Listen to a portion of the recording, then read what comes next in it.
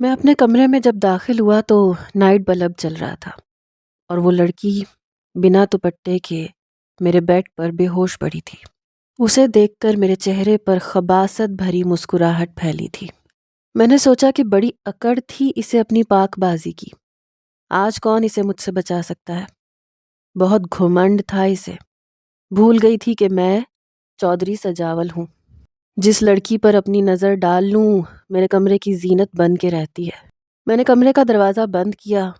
دل میں جذبات پوری قوت سے ابھرنے لگے۔ برداشت نہیں ہو رہا تھا کیونکہ پہلی بار اسے میں نے بنا دوپٹے کے دیکھا تھا، ورنہ ہر وقت ایک کالی چادر میں لپٹی نظر آتی تھی، اور میری یہ تیز ترار نظریں یہ چاہتی تھیں کہ وہ چادر اتار کر میرے سامنے آئے۔ لیکن وہ بڑی نیک لڑکی تھی، جتنی خوبصورت تھی اتنی تیکھی مرچ تھی، جسے آج میں نشے کی حالت میں اور اس کی بے ہوشی سے پورا فائدہ اٹھانے والا تھا۔ آج صبح تک اس کے پاس آنسوؤں کے علاوہ اور کچھ نہیں بچنا تھا، اور میں یہی چاہتا تھا کہ وہ لڑکی میرے سامنے بالکل بے بس ہو جائے، روتی اور تڑپتی ہوئی نظر آئے۔ اس کی ساری اکڑ نکالنے کے لیے یہ رات کافی تھی۔ میں نے اپنی شرٹ کے بٹن کھولے اور شرٹ اتار کر سائڈ پہ رکھ دی۔ لیمپ کی مدھم سی روشنی میں اس کا چہرہ اور اس کا حسن، بلکہ ہوش ربا حسن، مجھے مکمل طور پر بے خود کر چکا تھا۔ میں اس کے قریب ہو کر لیٹ گیا، اور پھر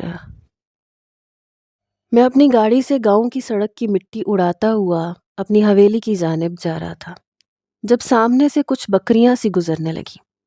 میری گاڑی کی سپیڈ اس وقت بہت تیز ہوتی تھی جب میں اپنی گاڑی ڈرائیو کرتا تھا، اور اس وقت میں شہر سے آ رہا تھا، لیکن اپنی بے تحاشا دولت کا گھمنڈ میرے دماغ پر ہر وقت سوار رہتا تھا۔ میری آنکھیں غرور سے چور رہتی تھیں۔ میں نے اپنی گاڑی کی سپیڈ ہلکی نہیں کی۔ سامنے سے گزرنے والی بکریاں بڑی تیزی سے سڑک کراس کر رہی تھیں، جب ایک بکری کا چھوٹا سا بچہ میری گاڑی کے بالکل قریب آ چکا تھا۔ اس سے پہلے کہ میں اسے کچل دیتا، ایک دل خراش چیخ نے مجھے بریک مارنے پر مجبور کیا۔ وہ ایک لڑکی تھی جس نے پوری قوت سے چلا کر مجھے حواس باختہ کیا تھا کہ مجھے بریک لگانی پڑی۔ دیکھا تو سامنے سے بکری کے بچے کو اٹھا رہی تھی، جو میری گاڑی کے بریک لگانے پر بھی ہٹ ہو چکا تھا۔ اس نے جلدی سے بکری کے بچے کو اٹھایا، میری گاڑی کی کھڑکی کے پاس آ گئی۔ پھر میری گاڑی کی کھڑکی کھٹکھٹانے لگی۔ مجھے بڑی حیرت ہوئی کیونکہ آج تک کبھی گاؤں کی کسی لڑکی نے ایسی جرت نہیں دکھائی تھی۔ کہنے لگی، شیشہ نیچے کرو، اندھے ہو کیا؟ یہ سن کر میرے اندر آگ سی لگی۔ اس لڑکی کی اتنی جرت کہ مجھے اندھا کہے۔ میں نے کھڑکی نیچے کی۔ میری آنکھوں پر اس وقت کالے رنگ کا چشمہ تھا۔ کہنے لگی، اچھا تو سمجھ آ گئی، اندھے ہو۔ دیکھو بھائی، اندھوں کو گاڑی چلانے کی اجازت نہیں ہوتی۔ میں نے کہا، اے لڑکی، تمیز سے بات کرو، تمہیں پتہ ہے میں کون ہوں؟ کہنے لگی، شکل سے تو انسان لگتے ہو، لیکن اگر کوئی اور مخلوق ہو تو بتا دو۔ میں نے کہا، دیکھو، میں اس گاؤں کے جاگیردار کا بیٹا ہوں، سجاول ملک نام ہے میرا۔ کہنے لگی، تو اس کا مطلب کہ تم جو چاہو گے کرو گے، اندھے ہو کے گاڑی چلاؤ گے؟ میں نے کہا، دیکھو، زبان سنبھال کے بات کرو۔ وہ کہنے لگی، ابھی تک تو میں زبان سنبھال کے ہی بات کر رہی ہوں، لیکن اگر یہ بکری کا بچہ مر جاتا تو میری زبان کے جوہر تمہیں برداشت کرنے پڑتے۔ یہ کہہ کے وہ بکری کے بچے کو باقی بکریوں میں چھوڑ کے اسی سڑک کی مخالف سمت میں جانے لگی جہاں سے میں آ رہا تھا۔ میں نے گاڑی ریورس کی، اس لڑکی کے سامنے جا کے روک دی، لیکن اس نے پرواہ ہی نہیں کی، وہ آگے جانے لگی۔ میں نے کہا، میری بات سنو۔ کہنے لگی، کیا ہے؟ میں نے کہا، کس کی بیٹی ہو تم؟ کہنے لگی، تمہاری تو نہیں ہوں نا، بس تمہارے لیے اتنا ہی کافی ہے۔ بڑی بد لحاظ اور بد زبان تھی، لیکن اتنی ہی خوبصورت بھی تھی۔ بہرحال میں نے آنکھوں پہ چشمہ لگایا اور اپنی حویلی کی جانب چلا گیا۔ جاتے ہی اپنے بابا سے کہا کہ شہر جا کر میں نے اپنی مخالف پارٹی کو بری طرح سے شکست دی ہے، کیونکہ کیس میں جیت چکا تھا۔ میرے والد نے مجھے گلے لگایا، شاباش دی، کہنے لگے، تم میرے ہونہار بیٹے ہو، تمہارے ہوتے ہوئے مجھے کبھی بھی کوئی پریشانی نہیں آ سکتی۔ میرا سینہ اور بھی چوڑا ہوا، دماغ میں گھمنڈ کچھ ضرورت سے زیادہ بڑھ گیا تھا۔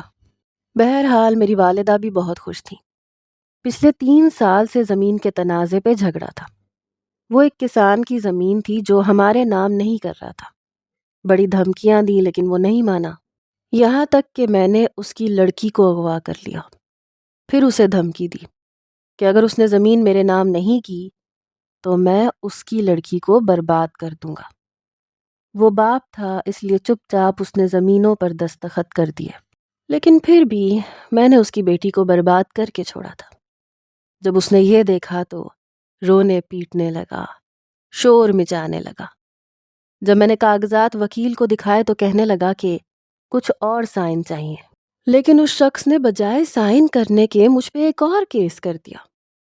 پھر شہر جا کے میں نے اس کی بیٹی کی زندگی برباد کی اور زبردستی میں نے اس سے زمین چھین لی۔ پچھلے 3 سالوں سے وہ شخص شہر میں مقیم تھا اور میرے خلاف کیس لڑ رہا تھا۔ کچھ زمینیں اس کی شہر میں بھی تھیں جنہیں بیچ کر وہ سب کچھ داؤ پہ لگا چکا تھا، لیکن میرے پاس تو پیسوں کی کمی تھی ہی نہیں۔ میں نے وکیل بھی خریدا، جج بھی، اور اسے بری طرح سے شکست دے کے واپس آیا تھا۔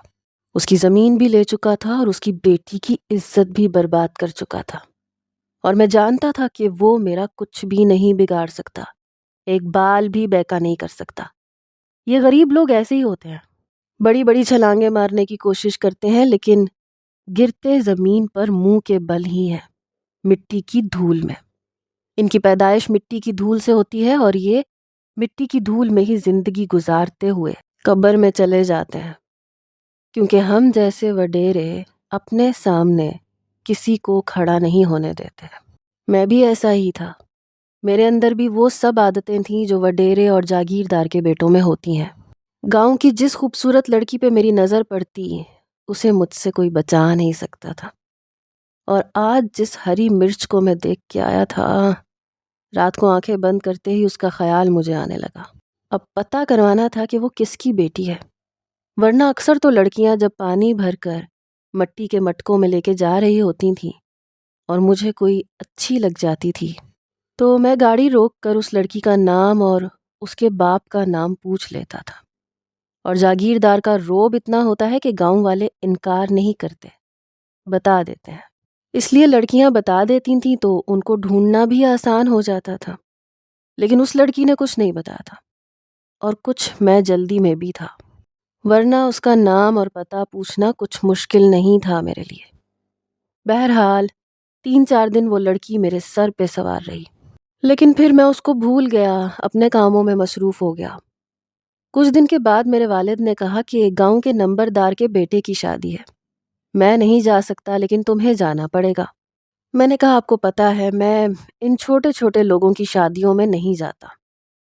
میرے بابا نے میرے کندھے پہ ہاتھ رکھا، کہنے لگے یہ چھوٹے چھوٹے لوگ ہی ہمیں بڑا بناتے ہیں، تم جاؤ گے تو تمہاری بڑی عزت ہوگی، اور جانتے ہو نا اس طرح کی شادیوں کو جا کے 4 چاند لگانا ہمارے لیے کتنا سود مند ثابت ہوتا ہے۔ ارے گاؤں والے ہمیں سر آنکھوں پہ بٹھاتے ہیں، سمجھتے ہیں کہ ان کی شادی بے مثال ہو گئی ہے۔ بہت سارے کام لینے ہوتے ہیں ہم نے ان کیڑے مکوڑوں سے، اس لیے انہیں تھوڑی سی خوراک اور عزت دے دینی چاہیے۔ جا شاباش میرا پتر، تھوڑی دیر کے لیے چلا جا۔ میں نے بڑی بیزاری سے اپنے والد کی طرف دیکھا اور پھر نمبردار کے بیٹے کی شادی پہ چلا گیا۔ مجبوری یہ تھی کہ مجھے بارات کے ساتھ جانا پڑا، لیکن نمبردار تو میری ایسی آؤ بھگت کر رہا تھا جیسے میری شادی ہو۔ بہرحال نکاح مردوں میں ہی ہوا تھا، لیکن جب دلہن کو دلہا کے پاس بٹھایا جانے لگا تو باقی کے سارے مرد حضرات جا چکے تھے، صرف خاندان کے ہی 2-4 بزرگ تھے۔ دلہا تھا یا پھر میں تھا، مجھے بھلا کون اٹھا سکتا تھا۔ اس دلہن کے ساتھ میں نے اسی لڑکی کو دیکھا، میں تو اپنی آنکھیں جھپکنا بھول گیا۔ اس لڑکی نے دلہن کا ہاتھ پکڑ رکھا تھا، دوسری طرف ایک اور لڑکی تھی، چند لڑکیاں پیچھے بھی تھیں، پر میری نظر اس گلابی رنگ کے گوٹے والے جوڑا پہنے لڑکی پہ ٹک گئی۔ اس دن تو سادگی میں تھی، تب بھی قیامت ڈھا رہی تھی، لیکن آج تو میرے دل میں حشر برپا کر گئی تھی۔ میں اس وقت تک اسے دیکھتا رہا جب تک وہ دلہن کو بٹھا کر واپس نہیں چلی گئی۔ میں نے اپنے پاس بیٹھے نمبردار کے بیٹے سے پوچھا کہ یہ لڑکی کون ہے؟ کہنے لگا سجاول صاحب میری بہن کی سہیلی ہے، کامے لوہار کی بیٹی ہے۔ میں نے کہا یہ کاما خود تو کالا ہے لیکن بیٹی تو کوئی ہیرا ہے، ہیرا۔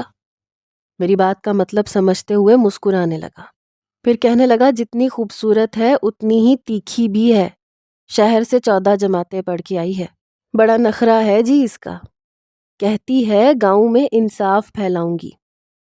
اس نے اتراتے ہوئے یوں بتایا جیسے اس کی اداکاری کر رہا ہو۔ میں نے کہا پھر تو اس سے ملنا پڑے گا۔ کہنے لگا دیکھ لو سجاول صاحب، میں تو یہی کہوں گا کہ اس معیار کی نہیں ہے کہ آپ اس سے ملو، مسلو گے تو گلاب کی پتیوں کی طرح بکھر جائے گی۔ ارے بھائی گاؤں کے کسی جوان کی اتنی ہمت نہیں کہ اس پہ آنکھ اٹھا لے، کھینچ کے چماٹ منہ پہ مار دیتی ہے، وہ بھی سب کے سامنے۔ میں نے کہا اچھا، ایسی ہری مرچیں ہی تو سجاول کو بڑی پسند ہے جو منہ کو تیکھا کر دیں۔ میں نے نمبردار کے بیٹے کو کہا کہ اس لڑکی کا پتہ مجھے کل میری حویلی میں آ کے بتانا۔ اگلے روز وہ آ گیا اور اس لڑکی کا پتہ بھی بتا گیا۔ یوں تو میں کامے لوہار کو جانتا تھا لیکن یہ نہیں پتا تھا کہ گوہر نایاب اس کے گھر میں ہے۔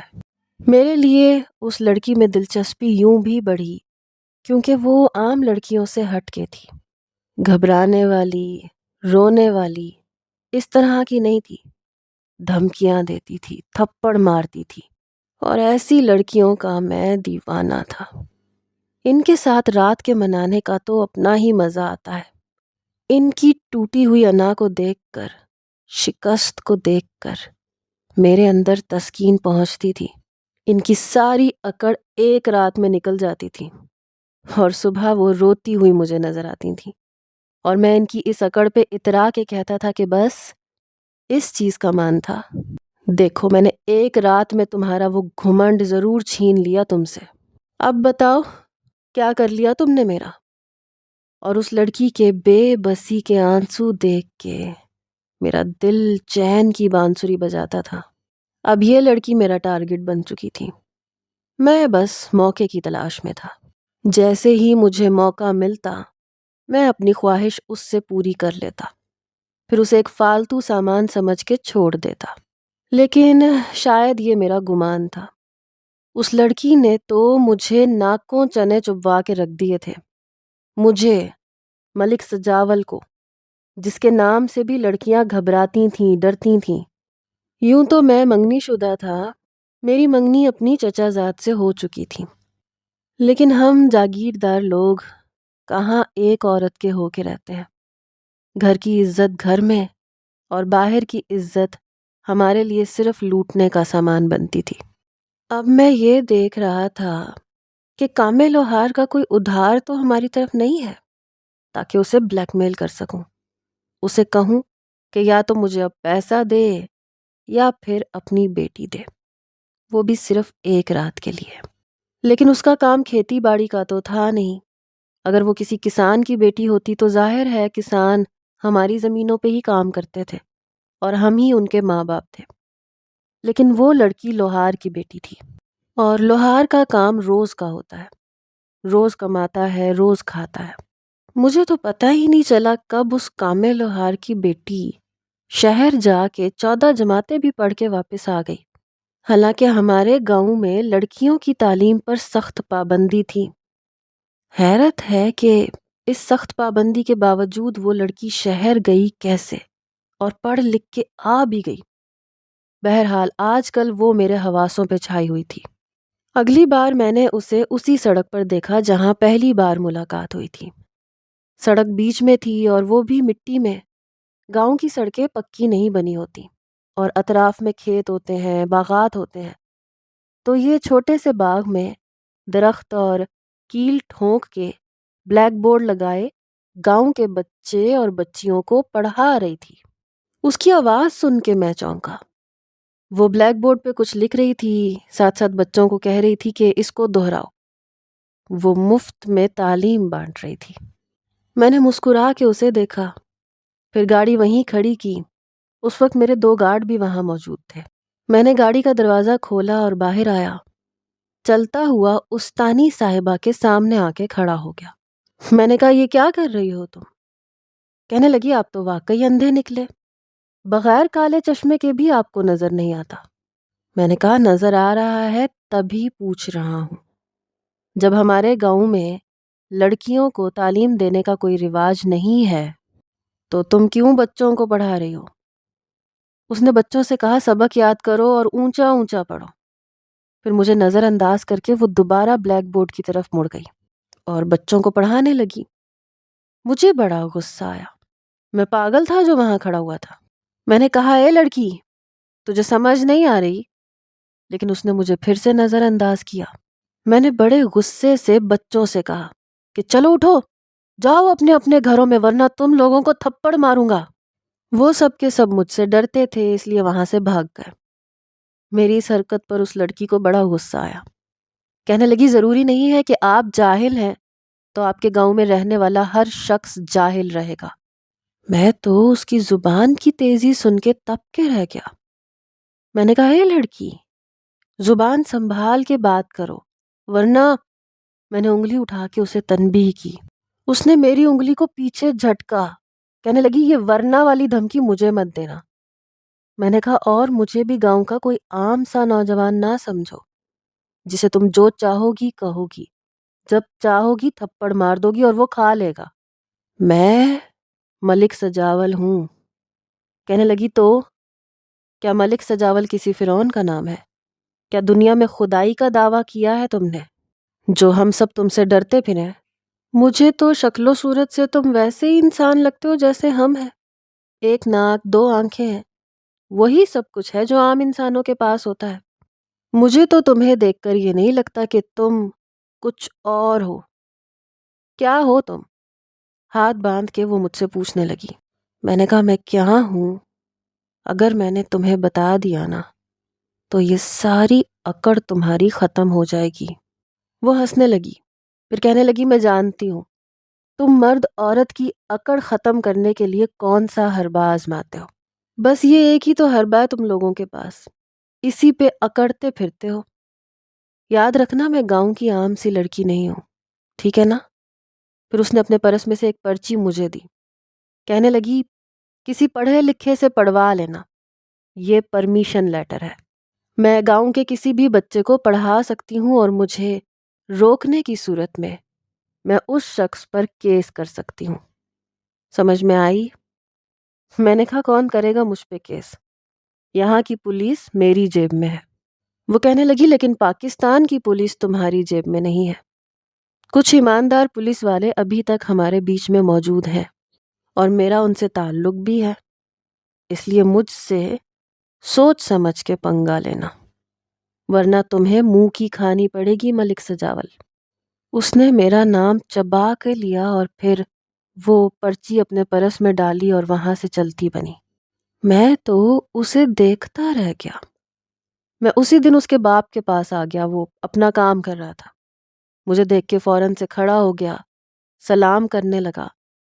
میں نے تو اس کے کالے ہاتھوں سے مصافحہ کرنا بھی ضروری نہیں سمجھا۔ اس نے ہاتھ آگے بڑھائے لیکن میں نے اپنا ہاتھ پیچھے کر لیا اور کمر پہ باندھ لیا۔ وہ سمجھ گیا۔ کہنے لگا صاحب جی، میں نے کہا کہ کیا تم اس گاؤں میں نہیں رہتے؟ کہنے لگا ملک صاحب یہیں رہتا ہوں۔ میں نے کہا پھر تمہیں یہاں کے اصولوں کا پتہ نہیں ہے؟ کہنے لگا وہ بھی پتہ ہے جی، کوئی گستاخی ہو گئی کیا مجھ سے؟ میں نے کہا تمہاری بیٹی شہر جا کے پڑھ کے آئی تو کیسے آئی اور یہاں سے گئی تو گئی کیسے؟ کہنے لگا جی میری بچی کو شوق تھا، میں نے اسے پڑھا دیا اور یہ کوئی ناجائز بات تو نہیں ہے۔ میں نے کہا ہمارے گاؤں کی لڑکیاں اپنا نام تک لکھنا نہیں جانتی اور تو نے اپنی چھوری کو 14 جماعتیں پڑھا دی، اسے استانی بنا دیا۔ کس سے پوچھ کے؟ وہ بچوں کو پڑھا رہی ہے اور زبان دیکھی ہے تم نے اس کی کتنی لمبی ہے؟ تمہاری ہی تیز دھار چھریوں سے اس کی زبان کاٹ کے رکھ دوں گا۔ اسے اچھی طرح سمجھا دینا کہ ملک سجاول کون ہے اور کیا کر سکتا ہے۔ میری بات سن کے وہ گھبرا گیا، کہنے لگا معاف کر دو جی، میں اسے سمجھا دوں گا۔ میں نے کہا اور ایک اور بات، رات 12 بجے میرے کچھ لوگ آئیں گے، اپنی بیٹی کو تیار کر کے بھیج دینا، صبح سورج طلوع ہونے سے پہلے واپس آ جائے گی۔ یہ بات میں نے بڑے دھیمے لہجے میں کی تھی، لیکن کامل لوہار کا رنگ اڑ گیا تھا۔ وہ رونے لگا، میرے آگے ہاتھ جوڑنے لگا، کہنے لگا صاحب جی میری بچی کو معاف کر دو، میری بچی کے ساتھ ایسا کچھ مت کرو۔ میں نے کہا کیوں نہ کروں، بڑی زبان چلانی آتی ہے نا اسے بھی تو پتہ چلے کہ ملک کیا کر سکتے ہیں۔ کہنے لگا نہیں صاحب جی میری بچی کو معاف کر دو۔ لیکن میں آ چکا تھا، آج رات کا مجھے بڑی بے چینی سے انتظار تھا، لیکن میرے بندے خالی ہاتھ واپس آ گئے۔ کہنے لگے کامل لوہار کی بیٹی نے کہا ہے کہ اپنے ملک سجاول سے کہو اگر اپنی خیریت چاہتا ہے تو میرے دروازے پہ دوبارہ قدم رکھنے کی کوشش نہ کرے۔ مجھے بڑا غصہ آیا، میں نے کہا اس لڑکی نے کہا اور تم سن کے آ گئے؟ کہنے لگا صاحب جی اس نے جو پیغام دیا ہم نے آپ کو دے دیا۔ میں نے کہا تو ہاتھ میں جان نہیں تھی، زبردستی اسے اٹھا کے لے کے آتے۔ کہنے لگا اس طرح آپ کی بدنامی ہو جاتی۔ ہاں پہلے میں جہاں بھیجتا تھا لڑکیاں خود ہی آ جاتی تھیں، اس لیے رات کے اندھیرے میں شور نہیں ہوتا تھا، لیکن اس لڑکی نے تو تماشا لگا دیا تھا، اتنے بلند لہجے میں سب کچھ کہہ رہی تھی کہ پورے محلے کو سنائی دے رہا تھا۔ یہ سن کر تو مجھے آگ لگ گئی، اس نے تو واقعی میری عزت کا جنازہ نکالنے کی کوشش کی تھی۔ اب تو وہ لڑکی میری ضد بنتی جا رہی تھی۔ میں نے کہا اچھا ٹھیک ہے۔ ابھی میں جا کر اپنے بیڈ پہ لیٹا ہی تھا جب مجھے فون آیا، ہمارے گاؤں کے پولیس انسپکٹر کا فون تھا۔ کہنے لگا صاحب جی ہمیں شہر سے فون آیا ہے۔ میں نے کہا کیا مطلب فون آیا ہے؟ کہنے لگا آپ کے بارے میں کمپلین ہوئی ہے۔ میں نے کہا تو تم لوگ کس چیز کا کھا رہے ہو؟ سنبھالو اس سارے معاملے کو، مجھے فون کر کے تنگ کرنے کا کیا مطلب ہے؟ وہ کہنے لگا جی فون اوپر سے آیا ہے اور انہوں نے کہا ہے کہ سجاول کو سمجھا دو کہ لوہار کی بیٹی کو کچھ نہ کہے۔ یہ سن کر میں جھٹکا کھا کے رہ گیا کہ اس لڑکی کا اتنا تعلق ہے کیا؟ یہ ہے کون؟ اب تو مجھے تشویش سی ہونے لگی۔ یہ لڑکی کوئی معمولی لڑکی نہیں تھی، آخر اتنی اوپر پہنچ تھی تو کیسے پہنچی تھی؟ ایک معمولی سی لڑکی کی پہنچ اتنی اوپر تک کیسے ہو سکتی ہے؟ میرا دماغ گھوم کے رہ گیا تھا، پوری رات میں بے چینی سے سو نہیں پایا۔ پہلی بار ایسا ہوا تھا کہ میں نے کسی لڑکی کی طلب کی ہو اور وہ میرے بستر پر نہ ہو۔ بہرحال میں نے اپنے بندوں سے کہا کہ مجھے اس لڑکی کی ساری معلومات چاہیے، یہ کون ہے، کیا کرتی ہے۔ بظاہر تو یہ ایک لوہار کی بیٹی ہے لیکن یہ خود بہت بڑی چیز ہے۔ بہرحال خود تو میں زیادہ پڑھا لکھا نہیں تھا، البتہ پہنچ میری بھی اوپر تک تھی۔ پتہ چلا کہ اس لڑکی نے صحافت پڑھی ہے، کافی قانون بھی جانتی ہے، اور صحافت پڑھنے کے دوران ہی اس کی ایسے نوجوانوں اور نوجوان لڑکیوں سے دوستی ہو چکی ہے جن کے بڑے باپ اور بھائی بڑے بڑے عہدوں پہ ہیں۔ کوئی وکیل کا بیٹا ہے، کوئی پولیس والے کا بھائی ہے، اور وہ لڑکی وہ آگے کوئی چھوٹی چیز نہیں تھی، وہ قانون کے حساب سے چل رہی تھی۔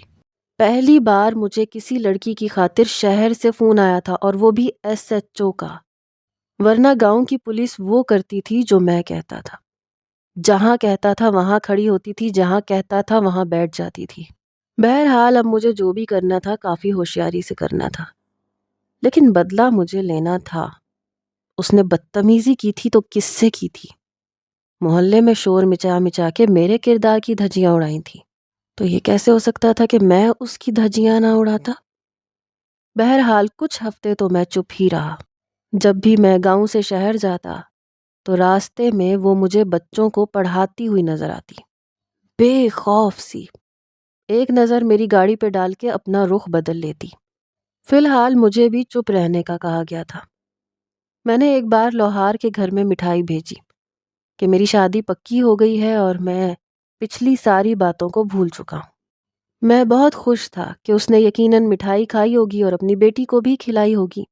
رات کو میں خود 12 بجے حویلی سے باہر نکلا۔ مجھے لاہور کے گھر جانا تھا۔ اپنے گارڈز کے ساتھ میں اس کے گھر تک گیا اور پھر دیوار کود کے دروازہ کھولا۔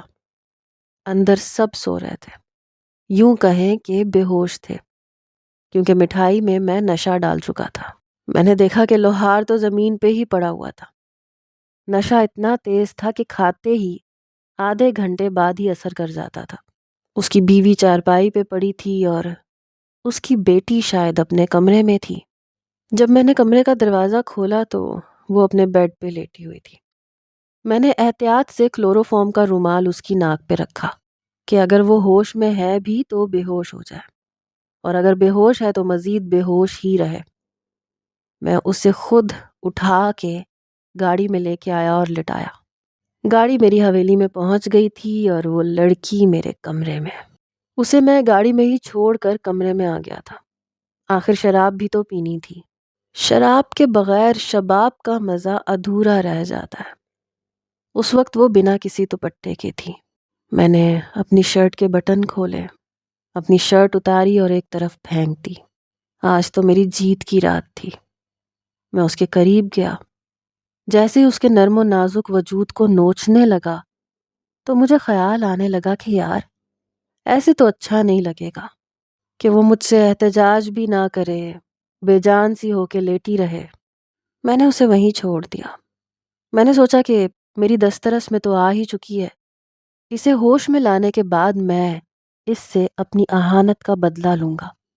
میں صوفے پہ جا کے لیٹ گیا اور صبح ہونے کا انتظار کرنے لگا۔ کمبخت نیند ہی نہیں آ رہی تھی۔ اسے بے حجاب دیکھ کے دل میں بڑا کچھ ہو رہا تھا، لیکن میں اسے جاگتا ہوا دیکھنا چاہتا تھا۔ اس کی آنکھوں میں آنسو، بے بسی دیکھنا چاہتا تھا۔ جیسے ہی صبح ہوئی اسے ہوش آ گیا۔ وہ اپنا سر پکڑ کے بیٹھی، اٹھ کے بیٹھی تو مندی مندی آنکھوں سے اس نے کمرے کا جائزہ لیا۔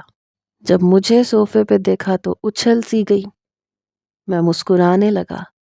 میں نے کہا گڈ مارننگ جی۔ مجھے دیکھ کر اس نے جلدی سے لحاف سے اپنے آپ کو چھپانے کی کوشش کی۔ میں نے کہا کس سے چھپا رہی ہو؟ پوری رات تمہیں بنا دوپٹے کے دیکھا ہے، اب چھپانے کا کیا فائدہ؟ کہنے لگی تم جیسے کمینے لوگوں سے اسی بات کی توقع کی جا سکتی ہے اور تم نے اچھا نہیں کیا۔ میں نے کہا میں نے تو ابھی کچھ کیا ہی نہیں ہے، مجھے تو تمہارے ہوش میں آنے کا انتظار تھا کہ تم ہوش میں آؤ گی تو کچھ کروں گا، تبھی کچھ کرنے کا مزہ بھی آئے گا۔ یہ کہتے ہوئے جیسے ہی میں اس کی طرف بڑھا تو اس نے